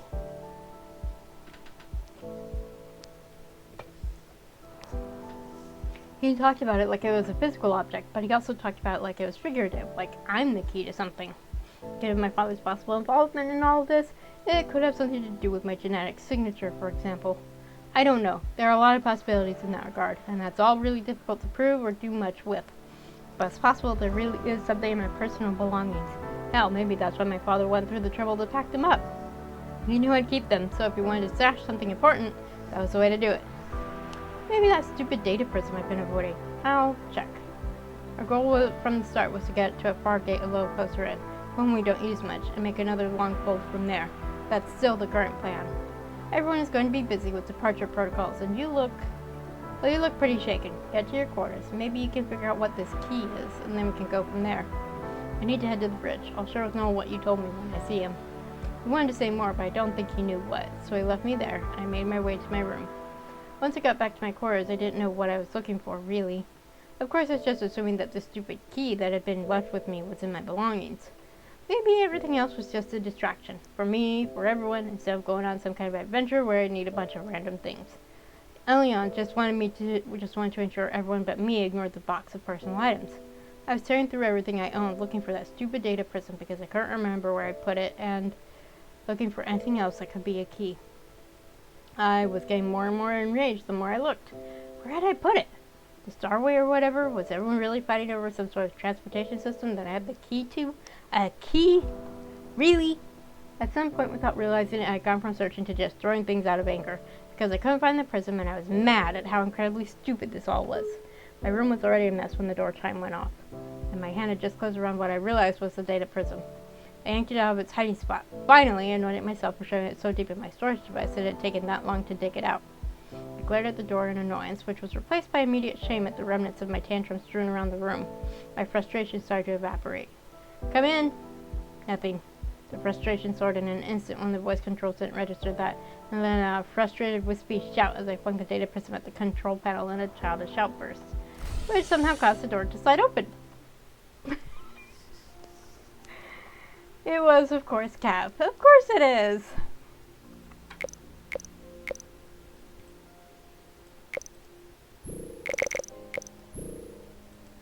He stepped inside and bent to pick up the prism I'd thrown. Can I have that back?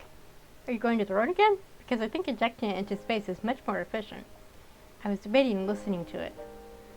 Throwing it across the room is really not the best way to go about that. Yes, you're very funny. I held my hand out and he gave it back without further commentary. You're not going to ask why I went to the station without you earlier? Well, I just assumed it's because you wanted to. Nalo, doesn't matter what other people say. I'm not your guardian nor your teacher. You don't need my permission to go out there. I don't know what to do, Cav. I don't know what any of this means. I've done nothing but bring trouble to this place since I arrived. I hate it. Lane, he pulled me into an embrace. Nothing serious has even happened yet, so don't feel that way. It's just some people snooping around, that's all.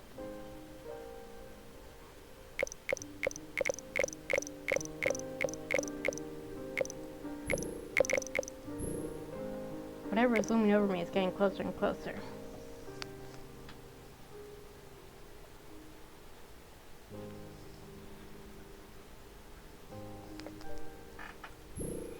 But whatever this is that's looming over me is getting closer and closer. I don't think I can keep it at bay alone. That's a good thing you aren't alone.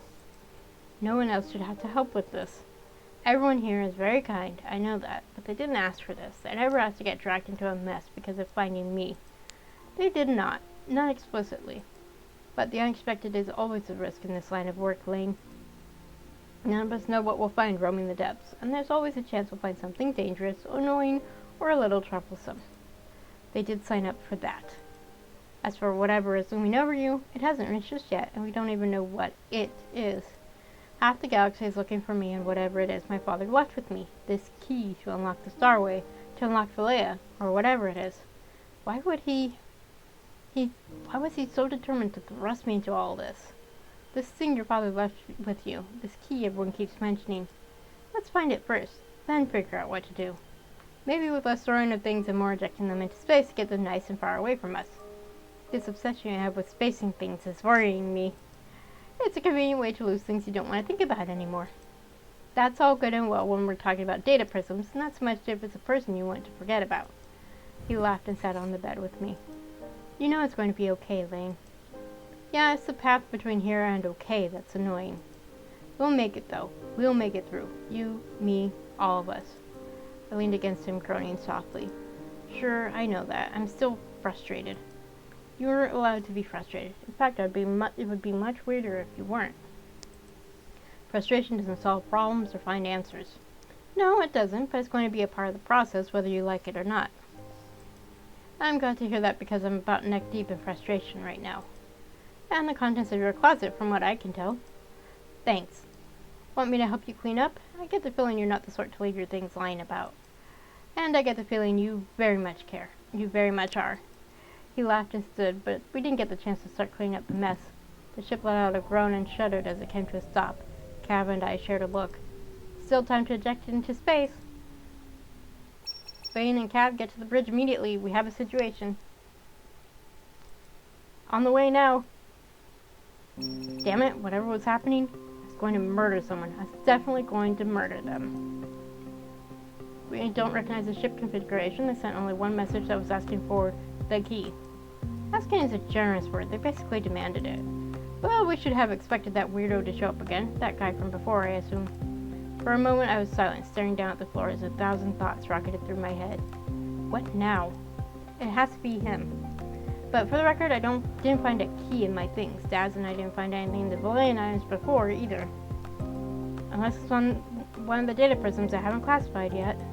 Though we did also indicate it might be me, even if that didn't make sense.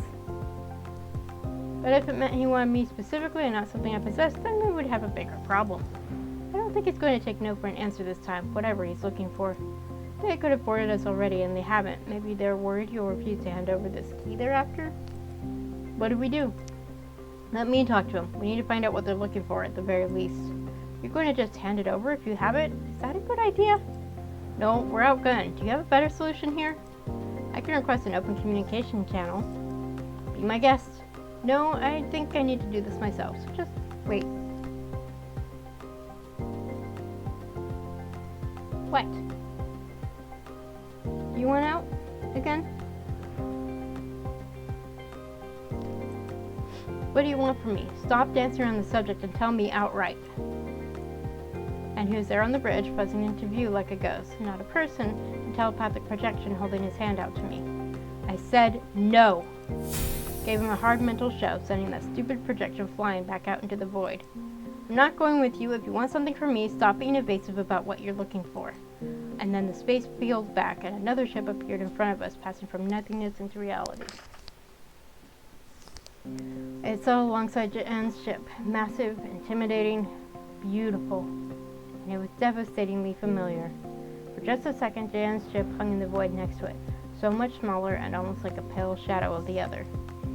No, I think this one is firing up weapons. Shit, Asher! Won't be aiming at us, don't worry. Everyone stared at me. That station asshole ship is retreating, it looks like.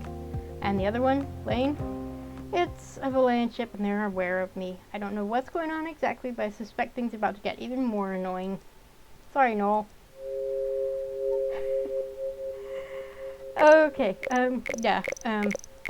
Oh boy, I wanted to keep going, but oh my gosh, I need a break. So I'm definitely going to continue streaming after I break, but I haven't decided yet if it'll be after I have dinner, which is going to be in a few hours, or if it'll be tomorrow. I will post both parts on YouTube, of course. But for now, there we go, navigation. So I think that other ship is the one that wanderer is from. Just a guess. So let's look at the gallery. Hi, Asher.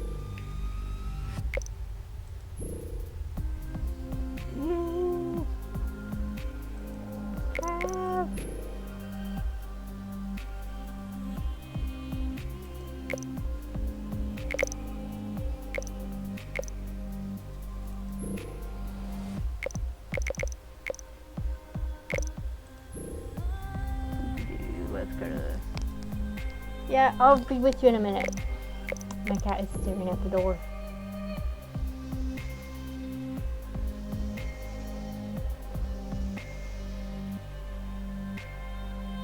So the yellow lines are the part that I've played through.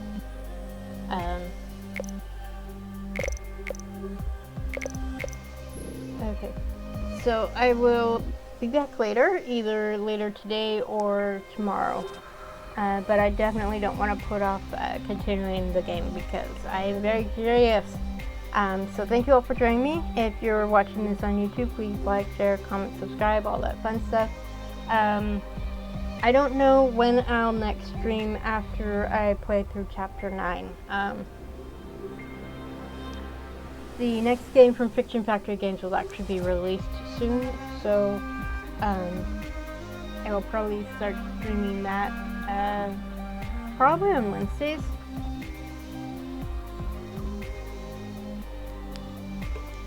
And then once I finish that, then I'll take a break from streaming again. And then of course I will stream when Stars Collide when the next parts are available. So for now, thank you all for joining me. Make sure to drink water, eat food, take your meds, go to the bathroom, take a shower, take a nap, whatever you need to practice self-care. Make sure to stay cool if you're warm, stay warm if it's cold, and have a nice day. Bye!